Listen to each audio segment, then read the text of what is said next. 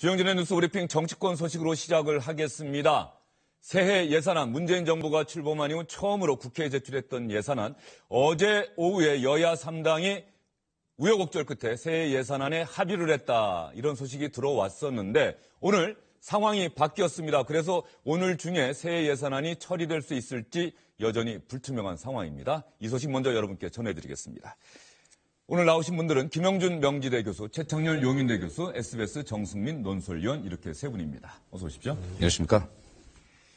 어떻습니까? 어제만 해도 합의가 됐다. 그러면 오늘 별 문제 없이 본회의에서 처리가 될 줄 알았는데 본회의는 지금 열어놓고 바로 정해됐어요. 11시에 한번 열었다가 바로 정의했습니다. 정의할 수밖에 없는 게 자유한국당 의원들이 의원총회 한다고 들어오질 않았습니다. 거기다가 또 예결위에서 그 세부 쟁점들 정리하는데 이게 좀 시간이 걸립니다. 현재로서는 이제 예산안 처리는 오늘 밤 늦게나 될 것 같은데, 본회의 열릴 것 같은데 가장 큰 변수가 생겼습니다. 말씀하신 대로 어제 여야 3당이 잠정 합의문을 냈는데 자유한국당이 오늘 의원총회를 열었는데 당론으로 이거 안 받아들이기로 했습니다. 그러니까 어제 유보했던 두 가지 조항, 공무원 증언과 법인세 말고 그냥 잠정 합의문 전체를 받아들이지 않겠다, 이렇게 당론으로 정했습니다. 이렇게 되면 이제 본회의가 열리게 되더라도 자유한국당 의원들이 아예 안 들어올 가능성, 즉 보이콧을 할 가능성도 있고, 또 들어와서 반대 토론한 뒤에 반대표를 던지겠죠. 표결에 응할 가능성, 여러 가지 가능성은 있는데 일각에서는 또 이 필리버스터, 그 의사 진행 지연, 이걸 또 하지 않을까, 이런 얘기도 나오는데 상당히 강경했다고 합니다. 오늘 자유한국당 의원총회에서 특히 그 정우택 원내대표에 대해서 협상을 하라고 했지 이렇게 흥정을 했냐, 이렇게 대외 협상력 부재, 그리고 왜 처음부터 민주당하고 국민의당이 이렇게 합치면은 주도할 수 있는 걸 알았는데 왜 처음부터 국민의당하고 공조를 안 했냐, 일종의 그 협상에 대한 이 스킬 문제죠. 이런 데 질타가 많았는데, 하지만은 만에 하나 자유한국당이 들어오지 않는다, 즉 민주당하고 국민의당만 들어오더라도 의석을 보면은 민주당이 121석, 국민의당이 오늘 40석에서 한 석 줄어갖고 39석입니다. 합치면은 160석이니까 과반이 넘기 때문에 두 당만, 즉 어제 그 여야 합의 두 당만으로도 이걸 통과시키면은 예산안 처리는 일단 이 표결, 의석수만으로는 가능한 상황입니다. 일단. 정우택 원내대표는 의원총회 끝나고 뭐라 그랬어요? 본인으로서는 상당히 어려운 상황이 돼버린 건데 말이죠. 그렇죠. 합의를 한 주역인데 의원들로부터는 비판을 받았다. 다 뒤집어진 거 아닙니까?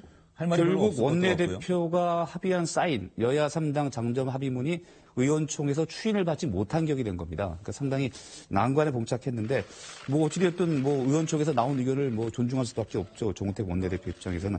그래서 오후에 이제 의원총회 열릴 텐데, 여기서 이제 어떻게 반대 당론은 정해졌지만은 어떻게 반대할 것인지, 아까 말씀드린 대로 보이콧을 할 것인지, 아니면 반대 토론으로 어쨌든 목소리를 낼 것인지, 여러 가지 이런 행동 전략은 오후에 본회의 열리기 직전에 의원총회를 이용해서 결정하겠다, 이제 그런 상태입니다. 정우택 원내대표는 어쨌든 간에 공무원 증언 문제, 법인세 인상 문제 때문에 자유한국당 의원총회에서 이 합의 받을 수 없다가 결론이 났다, 이렇게 전하긴 했는데 속은 상당히 씁쓸할 것 같습니다. 원내대표가 그래도 나가서 합의했는데 의원들이 전혀 받아들이지 않은 거 아닙니까? 원래 정상적인 의회 과정이라고 한다면요, 3당 원내대표가 토론을 한 다음에 그 안을 가지고 의원총회로 가서 거기서 인준을 받은 다음에 최종적으로 합의를 해야 되는 수순을 거쳐야 되는데, 그렇지 않고 먼저 합의를 하고 나서 이제 의총을 가다 보니까 저런 일이 벌어졌는데요.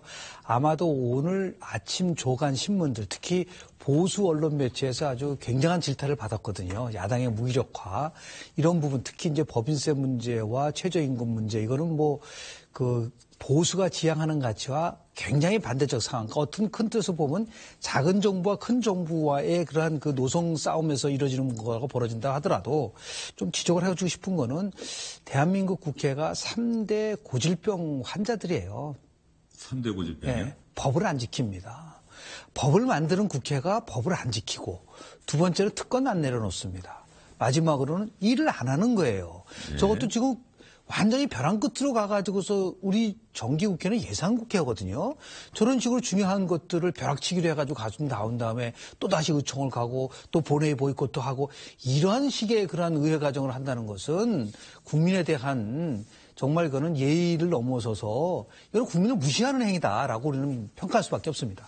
예, 그러면 지금 김 교수님 말씀하신 거는 여야를 싸잡아서 비판하신 그렇습니다. 겁니까? 네네. 예. 왜냐하면 이 부분은 국회 선진화법이란 것 때문에 여당은 또 12월 1일이 되면은 자동적으로 올라갈 수밖에 없다는 생각을 하다 보니까 혼심을 다해서 협상을 하는 것이 아니라 시간 끌기로 갔다라는 그 부분들도 분명히 정부 여당 내에서 비판받을 만한 요지가 있는 것이고요. 더 나아가서 지금 저는 정책 연대를 한다고 하면서 바른정당은 지금 이 부분에서 반대를 하고 있고 그리고 국민의당은 찬성을 하고 있고 도대체 정책 연대를 바른정당하고 국민의당은 뭐를 한다는 것인지 이게 굉장히 혼돈스러워요. 이런 부분들을 결국 한마디로 얘기해서 리더십의 실종이다. 한마디로 정치력이 완전히 붕괴됐다는 말씀을 저는 드리고 싶습니다. 네, 김 교수님 말씀 듣다 보니까는 국민의당과 민주당이 같은 그렇습니다. 지금 예산안에 같은 네. 입장을 보이고 있고 자유한국당과 바른정당이 또 같은 입장을 보이고 있고 정작 연대해야 될 대상이 어딘지 다시 한번 좀 새겨봐야 된다 그런 말씀하신 것 같고요.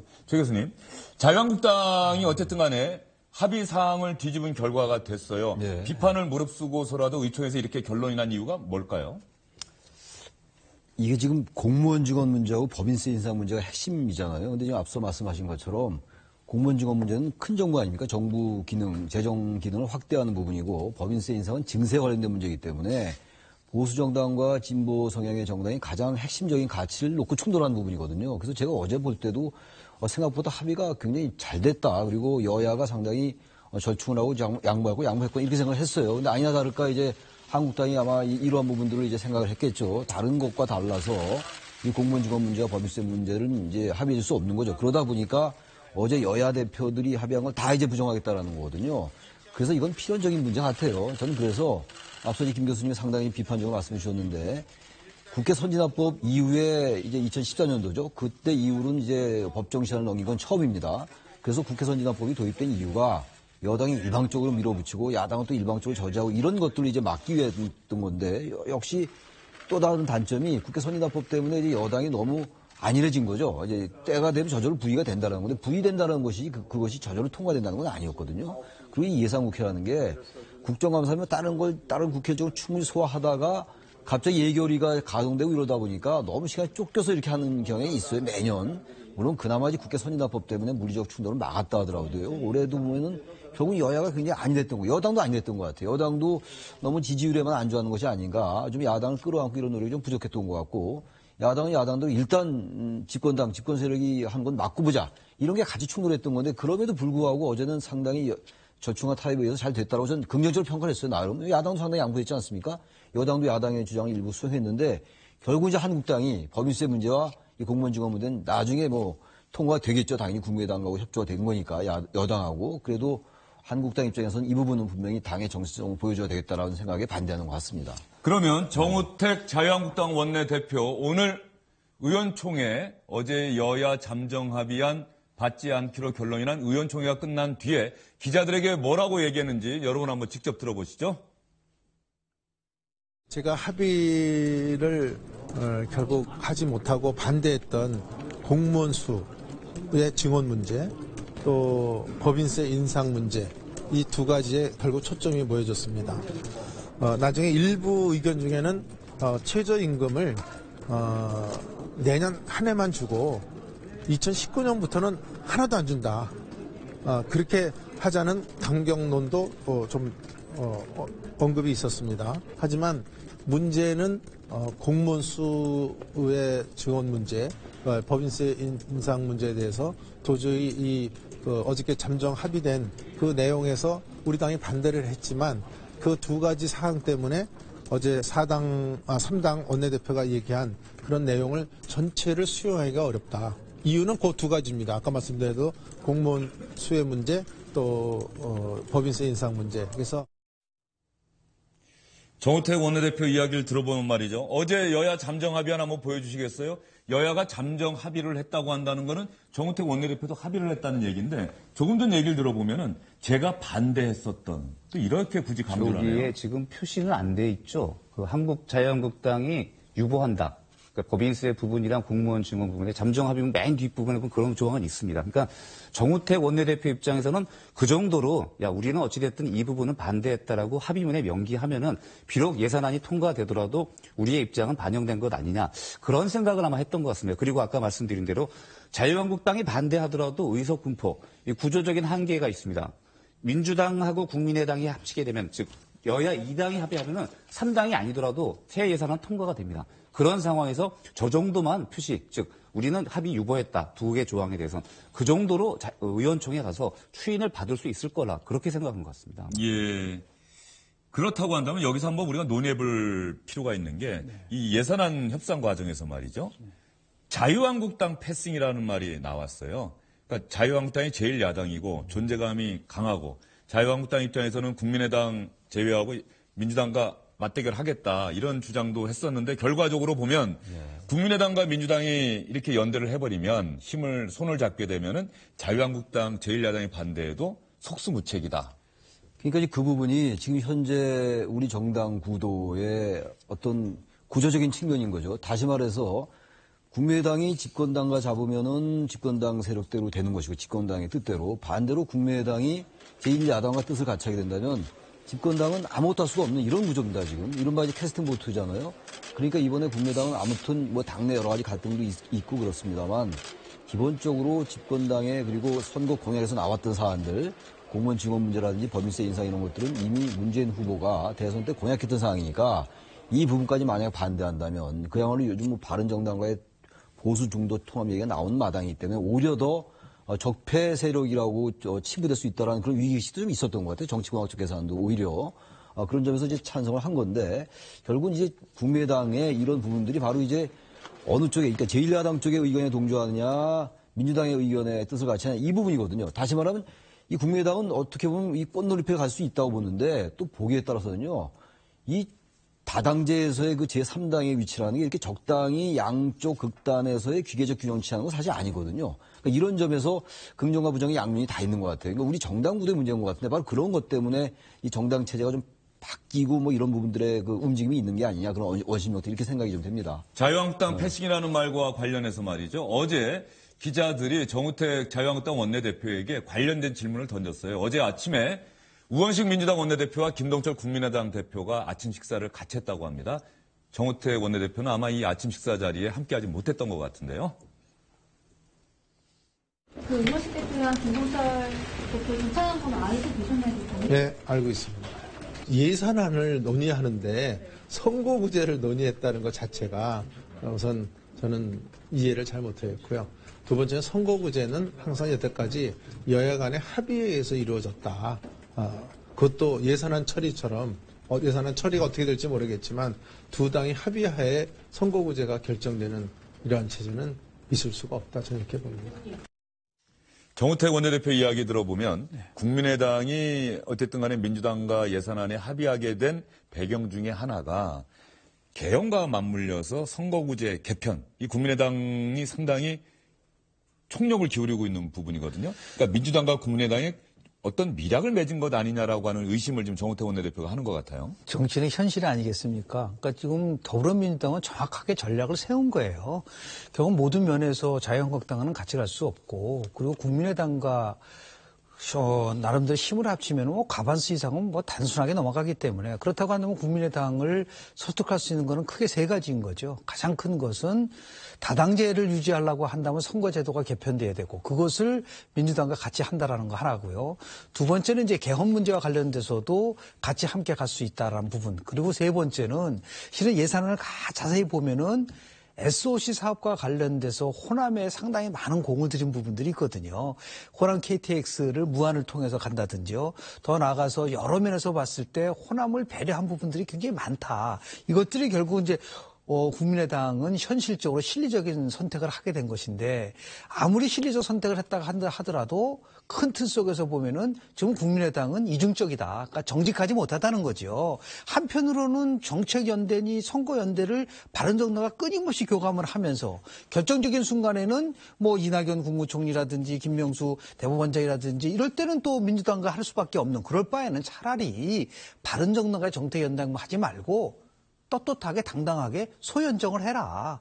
그리고 더불어민주당과 국민의당이 연대를 해서 안정적 과반수를 확보한 다음에 국정 운영을 하는 것이 국민으로 보나 나라로 보나 훨씬 안정적이지. 경우에 따라서 왔다 갔다 하고 당대표 말 따로 다르고 원내대표 따르고 이런 식의 국민의당이 행보를 한다는 것은 제가 볼 때는 바람직하지 않기 때문에 이번 예산안 과정을 통해서도 확실히 확인된 것은 뿌리가 같은 두 정당끼리 연대를 하든 연정을 하든 그렇게 해서 현재의 이 불균형한 여소야대 구도를 깨는 것이 오히려 더 정책 안정을 가져올 수 있다라는 것을 저는 이번 예산 과정을 통해서 확인했다고 봅니다. 민주당은 오늘 자정안에라도 자유한국당 기다리다가 정 안 들어온다고 한다면은 국민의당과 함께 예산안 처리하겠다 이렇게 이야기는 하고 있습니다. 정말로 그렇게 할지는 아직까지 잘 모르겠는데요.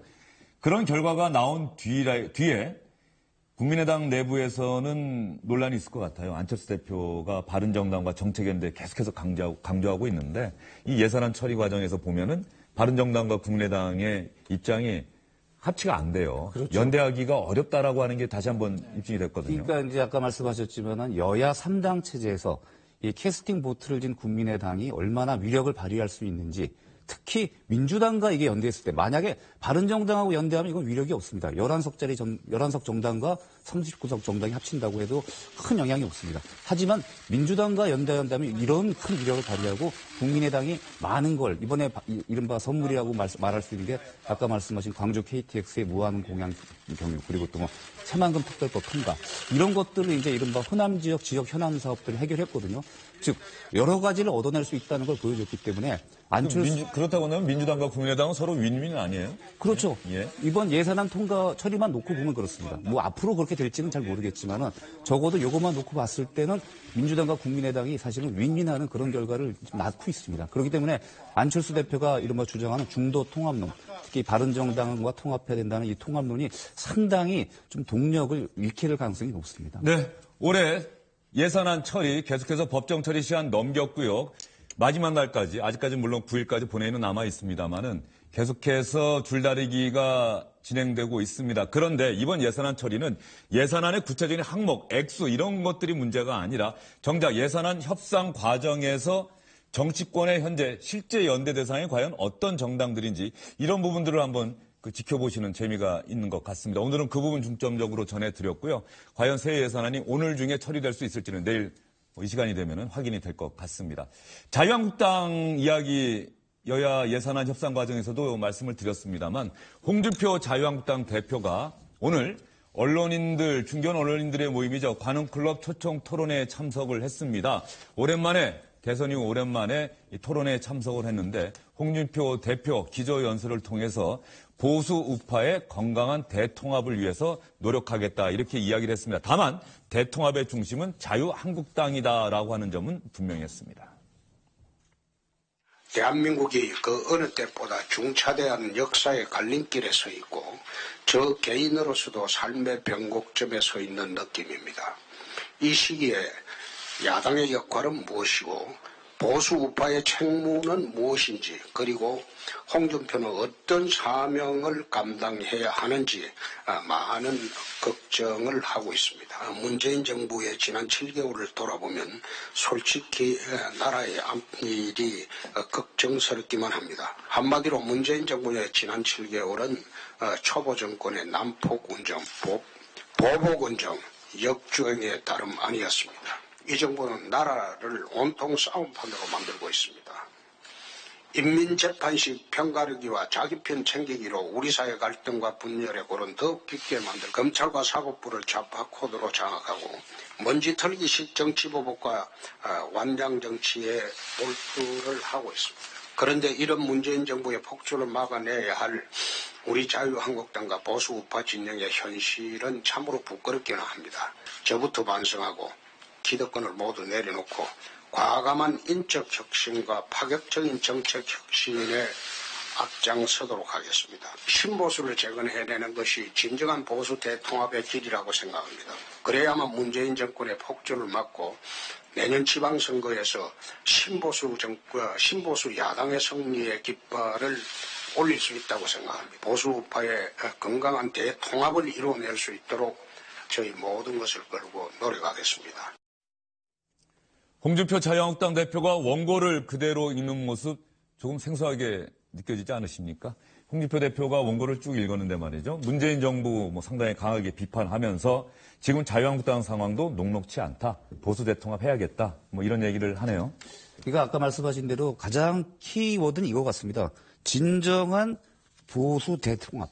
이거를 자유한국당이 중심이 돼서 해내겠다. 이른바 그 이름은 신보수로 짓겠다. 그리고 그 방법론으로 제시한 게 과감한 인적 혁신과 파격적인 정책 혁신. 상당히 구체적으로 제시를 했습니다. 그래서 어찌 보면 이제 앞으로 어떻게 해나가겠다는 이른바 목표, 이념, 그리고 방법까지 제시했는데 그래서 내년 지방선거에서 신보수, 승리의 깃발을 올리겠다는 건데 결국 지방선거를 홍준표, 이 당대표 중심으로 치르겠다는 자기 중심으로 당을 확실하게 리더십을 자리매김하겠다. 이런 뜻을 밝혔고요. 또 여기서 이제 통합, 보수혁신 대통합이라고 했는데 일단 정치권만 놓고 봤을 때는 아마도 이 바른정당 11명 의원 중에 한국당에 최근에 이런 말을 했죠. 앞문은 닫았지만은 새문은 열려있다. 다분히 이제 앞문은 닫았는데 새문이 열렸다. 샘문. 뒷문이죠. 예. 샘문은 열려있다. 쪽문. 예, 쪽문이죠. 예. 무슨 뜻이냐면은 앞문은 닫았다고 내가 얘기했지만은 여전히 이 바른정당 의원 중에 돌아오겠다는 의원이 있으면 우리가 선별해서 받아들이겠다. 이 샘문이 열려있다는 그런 말을 했듯이 은근히 좀 이런 복당을 좀 촉구하고 있는 거고요. 그리고 아까 말씀드린 대로 저는 이 말이 상당히 와닿았는데 이 과감한 인적 청산. 여긴 두 가지가 있을 겁니다. 그러니까는 현재 당내의 이 부채제. 아무래도 친박계를 뜻하겠죠. 여기에 대한 인적 청산. 그리고 그 자리를 대신할 새로운 인재들. 이걸 밖에서 외부에서 과감하게 수혈하겠다. 이런 뜻 아닌가 싶습니다. 네, 그 부분 관련해서 제가 오늘 관훈클럽 토론에 다녀오긴 했습니다만 서청원 최경환 의원에 대해서는 홍준표 대표가 별도 조치를 하지 않을 것임을 시사를 했어요. 자동 소멸 과정에 있다 이렇게 이야기를 하더라고요. 그러니까 별도로 친박계를 겨냥해서 이제 별도 조치할 필요 없지 않겠느냐 이런 자신감도 좀 내비친 것 같고요. 차도살인할 수 있는 부분이 충분히 있는 것이 있기 때문에요. 문제는 저는 이제 지금 제1야당 특히 이제 보수를 대표한다는 자유한국당에다 좀 쓴소리를 하고 싶은 거는 이런 부분입니다. 보수 우파가 재결집을 하고 그리고 더 나아가서 새롭게 변화돼야 된다라는 당이론적인 것에 대해서는 동의 안 하는 분이 어디 있겠습니까? 여당도 강하고 야당도 강하고 진보도 강하고 보수도 강해야 되는데 중요한 것은 아직까지도 보수는 참여력을 쓰고 있지 않다. 그러니까 지난 대선에서 패배했었던 가장 근본적인 자신의 참여에 대한 부분들이 훨씬 많아야 되는데 그런 부분들은 적고 현 정부에 대한 비판만 커지다고 한다면 현재 나타나고 있는 현상들 문재인 대통령의 국정운영 지지도가 70%대를 유지하고 있고 보수를 상징한다고 하는 자유한국당과 지금 바른정당의 정당의 지지율 합이 너무나 낮은 이런 부분들을 어떻게 우리가 왜 이렇게까지 됐느냐라는 끊임없는 참여와 성찰과 사과를 토대로 한 다음에 정부를 비판하는 쪽으로 전략을 바꿔야 된다. 그냥 바로 정부만 전략을 비판하는 거를 가지고 가서는 현재 현상을 타협하기가 굉장히 어려운 부분들이 있어요. 그래서 지금 얘기하는 신보수를 내걸고 그리고 인적 쇄신도 하고 하는데 당장 다음 원내대표 때 친박이 지금 후보를 내겠다고 하는 이런 참담한 상황 속에서 무슨 의미의 보수가 재편이 될 수 있겠느냐. 그런 의미에서 보면 참 친박은 참 나쁘다. 다시 얘기해서 보수가 최소한 이렇게 괴멸당했다고 한다면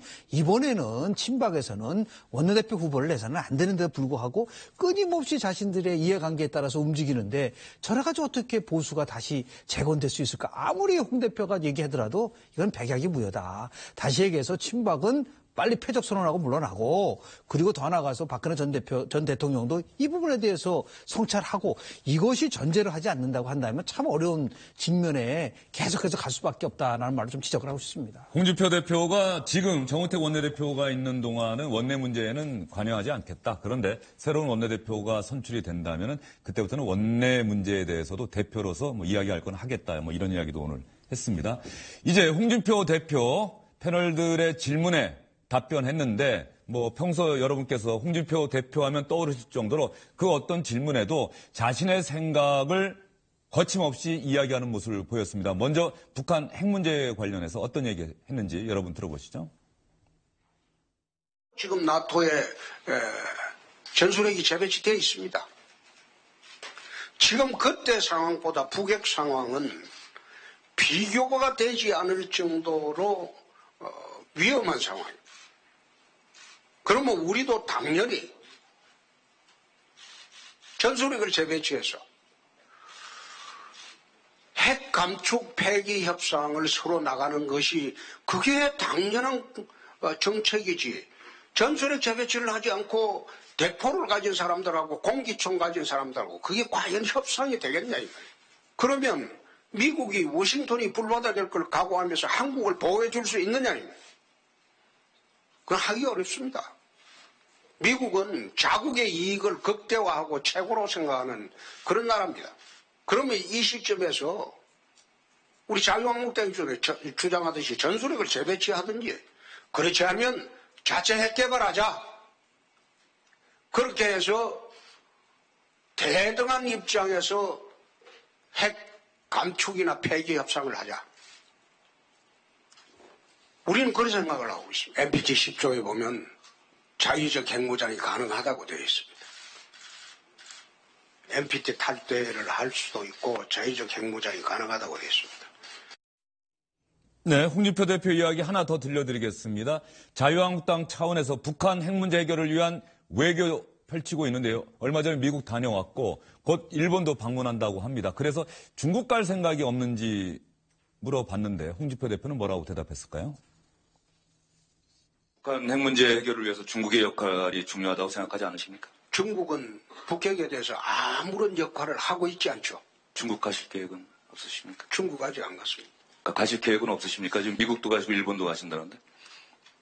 삼불 정책을 정부가 치욕적으로 받아들이면서 야당이 중국 갈 명분을 상실했습니다. 제가 지금 질문 드릴 게 바로 그겁니다. 자유한국당 입장에서는 중국의 역할을 주문하고 촉구하기가 좀 쉽지 않은 상황이 아닌가 싶어서요. 중국에 대해서 대단히 비판적인 생각을 갖고 계신 것 같은데.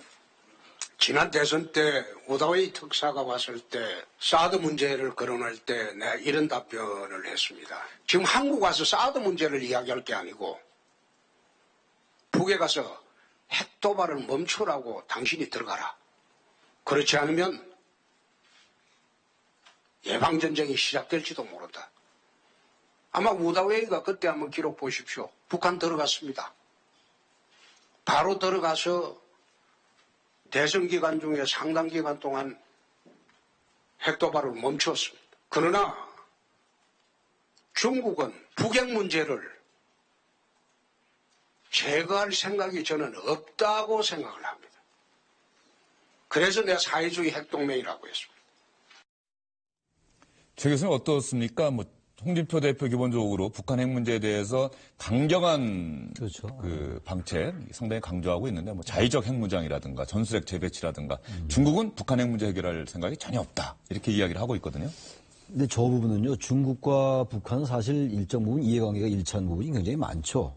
근데 그 부분은 중국이 북핵 문제 해결할 생각이 없다라고 볼 게 아니라 기본적으로 한반도를 둘러싼 이 국제정세라는 게 각국의 국익에 따라서 행동하는 거 아니겠어요? 그런 것들이 중첩적으로 나타나는 거기 때문에 중국과 북한의 구조적인 관계를 언급하는 게 나을 것 같아요. 근데 저 부분을 중국은 아예 북핵 문제 해결하려 않는다라고 하면요.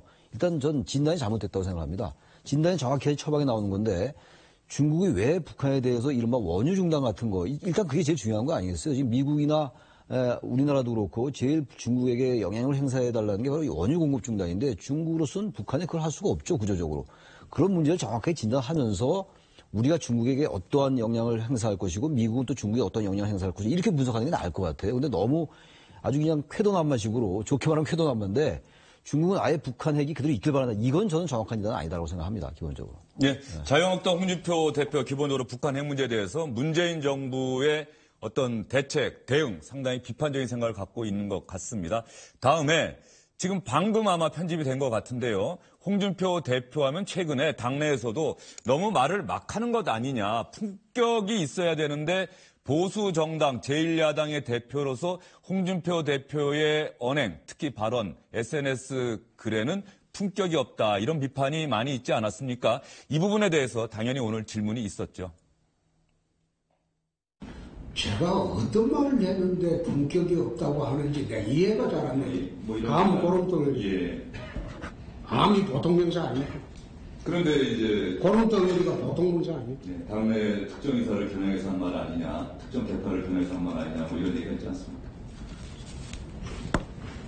암덩어리가 맞죠.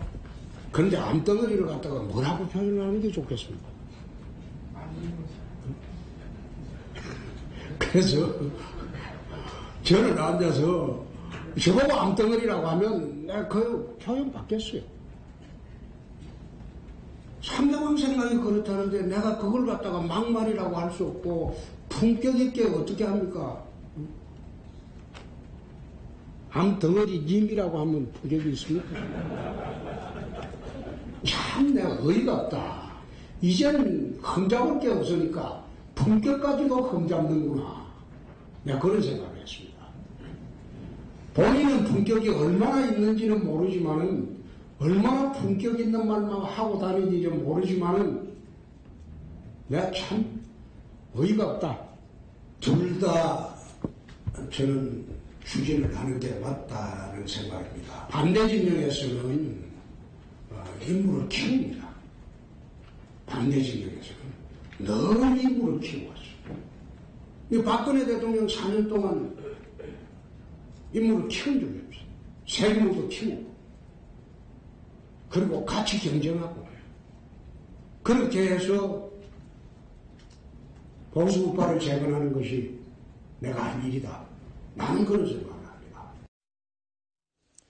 지금 자막이 없어서 혹시 이해하시는데 어려움이 있으셨을지 모르겠습니다. 앞부분은 내 어떤 얘기가 도대체 품격이 없다는 얘기냐. 뭐 암, 고름덩어리 이렇게 예를 들었더니 그러면 거기에다가 님자 붙이면 그게 품격이 있는 거냐. 암님, 고름덩어리님. 이렇게 홍준표 대표 특유의 화법으로 받아쳤는데 당이 정상화되고 보수 우파의 재건이 완성된 이후에도 계속 이렇게 발언을 계속할 것이냐라고 하는 대답에는 아마도 그렇게 하지 않겠느냐는 취지로 이야기를 했고요. 또 하나 홍준표 대표의 정치적 미래는 과연 어떻게 설계하고 있느냐 이 얘기했더니 자기는 새로운 인물 반드시 키우겠다. 그리고 그 사람들과 함께 경쟁하겠다. 이 얘기를 했습니다. 자신의 정치적 야망 여전히 뭐 포기하거나 이제 나는 뭐 마지막으로 이제 뭐 아름다운 석양이 되고 싶다. 비슷한 취지의 이야기는 했는데 그렇다고 해서 석양으로 끝나지는 않겠다는 이야기도 같아요. 근데 저는 앞서 품격 얘기하신 거 있지 않습니까? 오늘 제가 찾아봤더니 페이스북에 올렸어요. 열흘 만에 글을 올려주셨더라고요. 근데 그 보수 대통합 아까 관훈 토론 기조면서 했던 그런 얘기만 있지 이런 독설이나 비판은 없었습니다. 그런 걸 보면은 뭐 자기의 스타일을 뭐 이렇게 버리진 않겠다고 하지만은 어쨌든 원내대표 경선 앞두고 구태여 당 분란 조장하지는 않겠다라는 그런 뜻은 보여집니다. 그러니까는 말씀하신 대로 당이 정상화되고 그러면은 구태여 내가 그럴 필요 있겠느냐. 지금 워낙 그런 위기 상황이고 이러기 때문에 자기가 나서는 거다. 그리고 나에 대한 이 공격에 반박하는 거다. 그런 뜻으로 저는 받아들여집니다. 예, 마지막으로 그 정치적 진로, 정치적 미래에 대한 질문은 박재경 관훈클럽 총무가 질문을 던졌던 건데 어쨌든 그 홍준표 대표가 자신도 앞으로 다음 꿈을 향해서 함께 경쟁하겠다는 얘기를 했다는 건 상당히 새로운 뉴스인 것 같고요. 또 하나 이제 질문 드리기 전에 하나 더 들려드리고 질문을 좀 드리겠습니다. 오늘 홍준표 대표 전반적으로 거침없이 이야기를 했는데 언성은 높이지 않았는데 이 질문에 유독 조금 언성도 높이고 목소리도 높이고 현 정권을 친북 좌파 정권이라고 계속해서 부르는 데 대해서 자유한국당은 그렇다고 한다면 북한에 대한 입장이 무엇이냐. 그리고 현 정권을 친북 좌파 정권이라고 부르는 주사파 정권이라고 부르는 근거는 무엇이냐라고 하는 질문에는 조금 목소리를 높이기도 했습니다. 정부 여당에 대해서 가장 많이 사용하시는 표현이 친북 좌파 정권이신 것 같아요. 그건 한 번밖에 사용이 안 예, 기조 발언에서 그런데 평소 연설 때도 그러시고 주사파 이 얘기도 많이 하시고 근거가 구체적으로 무엇인지 궁금합니다. 지금 주사파라는 게 사실 이게 새 정부 출범 후에 검기사항으로 돼 있지만은 전대협 주사파들이 청와대에 장악하고 있지 않습니다. 대통령의 의사결정에 거의 그분들이 주도를 하고 있지 않습니다. 그거는 뭐 우리 주영진 앵커가 모른다고 하면 더 이상하죠. 그렇죠? 계속 말씀하시죠. 그리고 예. 또 친북이라는 것도 정책 자체가 그렇지 않습니까? 북한이 핵무기를 만들고 있는데 세계적으로 전부 경제 제재하고 있는데 거기에 도와주겠다고 예산을 1조 원가량 편성하겠다. 또 $800만 지원하겠다. 그 자체가 친북이지 않습니까? 근데 왜 당당하게 이야기하지 못하고 이런 이야기하면 색깔론이라고 하는데 내 색깔론이라고 이야기할 때 그런 이야기에서 그 본질론이다. 본질을 내 이야기하는데 왜 색깔론으로 호도를 하냐. 거꾸로 이야기한다. 그게 어떻게 전두환 시대의 공안통치 시절의 색깔론하고 똑같이 대답을 하는데 왜 당당하게 이야기 못하냐 이게. 나 주사파였다. 근데 언제 전향했다. 주사파였던 사람이 전향했다고 선언한 일이 있습니까? 없잖아요. 그래 자신 없으면 그럼 전대협에서 전향을 했다. 그리고 우린 친북 좌파가 아니다. 그렇게 선언을 하든지. 그것도 안 하고 대답도 안 하고 있다가 색깔론이라고 그렇게 역공하는 것도 옳지 않다. 이 말이에요. 자유한국당은 반북 우파 정당입니까? 우리는 반북이 아니고 북을 반대할 이유는 없어요. 그냥 보수 우파 정당이지. 북은 통일의 대상입니다. 남북 통일의 대상입니다. 그러면 대한민국 유권자들이 주사파를 대한민국 국민의 대표로 뽑았다는 논리로도 연결될 수가 있는데 거기에 대해서 어떻게 생각하십니까? 그거는 참 주영진 앵커가 경강부회하는 그런 억지 논리인 것 같은데 국민들이 뽑은 걸 그걸 갖다 주사파 뽑았다고 이야기할 수는 없죠. 주사파 사상을 가진 사람을 뽑았다 이거지. 근데 뽑을 수가 있겠죠. 그 뽑을 수가 있죠. 국민들이야. 대한민국 뽑은 사람들이 대한민국 국민들 아닙니까? 아니 그런 식으로 억지 논리를 펴는 거는 그거는 주영진 앵커답지 않다. 네, 최 교수님 어떻습니까? 이 친북 좌파 문제에 대해서만큼은 이 견해에 대해서만큼 홍준표 대표가 양보할 생각이 전혀 없어 보여요. 다른 상황하고 전혀 다른 것 같네요. 화면을 보니까. 근데 저 지금 우리 주 앵커님하고 이 홍준표 대표와의 약간의 논란이란 논란, 서로 이제 그 논리적 논쟁이라고 볼 수 있는데 전 친북 좌파에 대해서 지금 홍준표 대표는 지금 잘못 생각하고 있는 것 같아요. 전 기본적으로 지금 보니까 홍 대표는 여전히 냉전 반공주의에 굉장히 매몰되어 있는 것 같아요. 굉장히 좀 주사파나 이런 부분들에 대한 확신이 좀 있는 것 같습니다. 근데 주사파라는 건 사실 그런 게 아니었거든요. 주체사상이라는 거는 박정희 독재 18년, 그 전두환 독재 권위주의 정권, 군부 권위주의 정권 7년을 하면서 우리나라 민주 세력들이 그리고 독재 세력에 저항했던 세력들이 더 이상 대안을 못 찾았던 거예요. 그래서 그 당시에 학생들이, 지식인들이 북한의 주체사상이 있었거든요. 논문도 있어요. 물론 각주나 이런 건 없습니다만 그런 것들에 대해서 한번 들여다봤던 겁니다. 근데 그 사람들이 전대협 출신 주사파, 그럼 전대협이 다 주사파다. 이런 등식도 맞지 않는 것이고 주사파 그 사람들이 집권하고 있는 것에 아니 국회 뽑은 거에 대해서 설명했었어야 돼요.